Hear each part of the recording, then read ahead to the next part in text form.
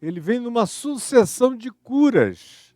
Curas, e as multidões entrando em estado de perplexidade fetichizante.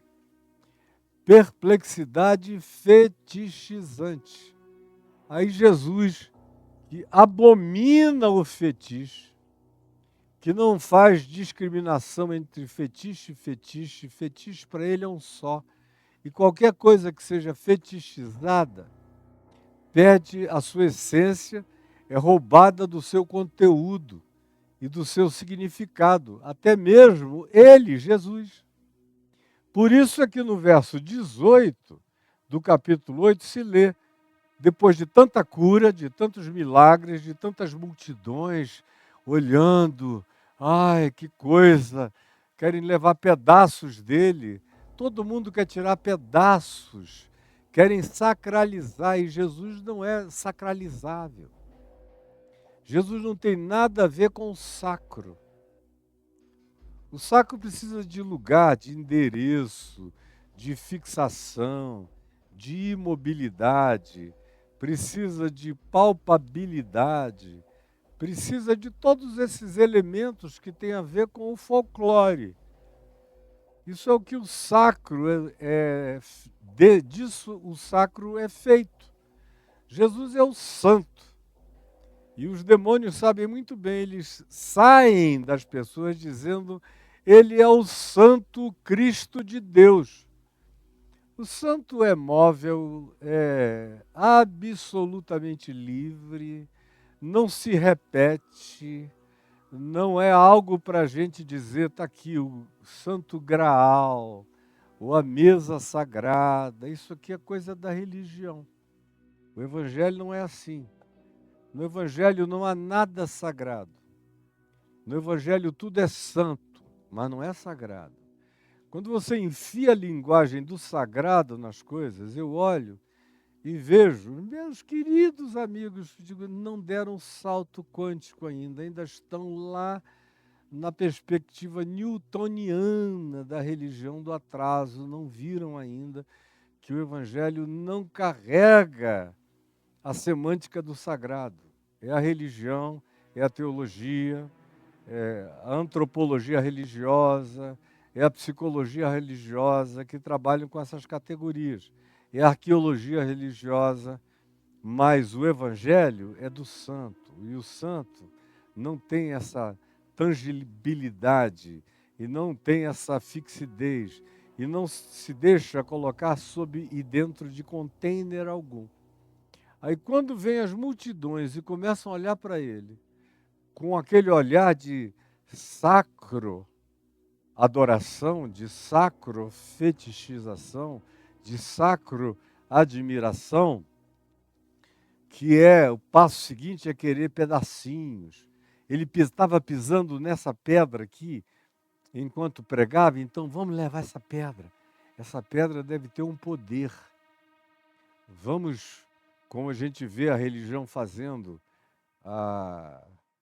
o manto de Turim. Aquilo é sacralização terrivelmente enganosa, fetichista.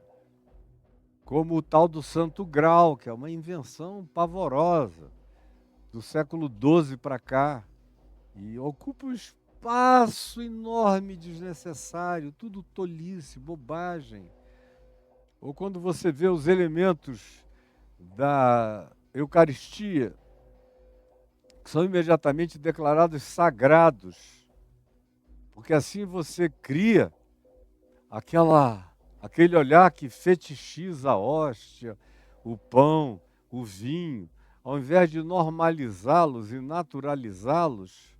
Quando Jesus disse: isso é o meu corpo, ou isto é o meu sangue, ele não estava querendo criar uma sacralização dos objetos em questão.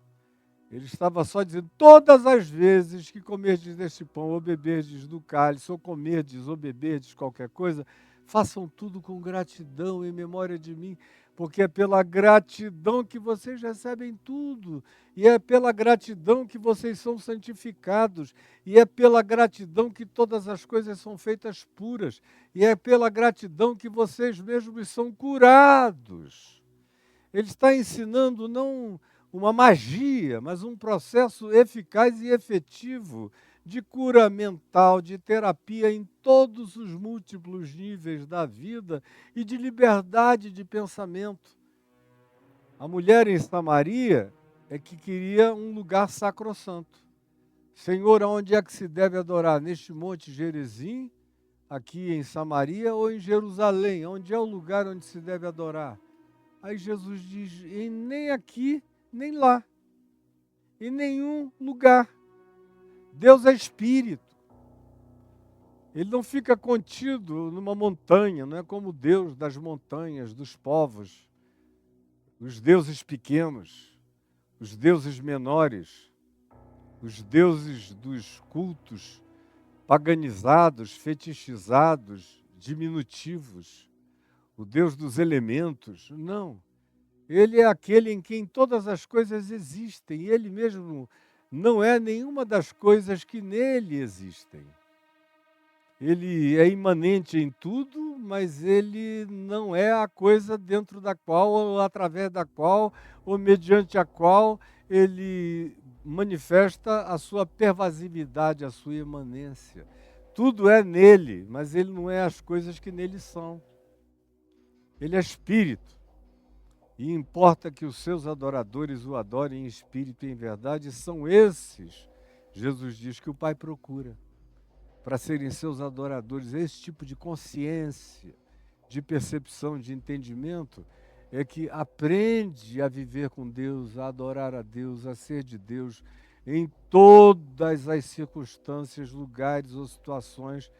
São esses para os quais tudo é santo, para os santos, e o olhar deles imanta tudo com graça, com santidade, com glória, e com o louvor do pertencimento a Deus.